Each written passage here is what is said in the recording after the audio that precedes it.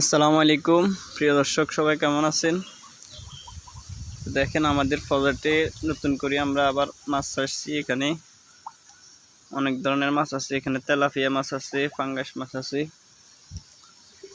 রুই মাছ আছে, কাতল মাছ আছে। তারপর হচ্ছে আমরা তেলাপিয়া মাছ ছাড়ছি কিছু। এরপরে গ্লাস কাপ আছে। এখন বসি দিছি, দেখেন মাছগুলি সুন্দরভাবে বসি খেতেছে।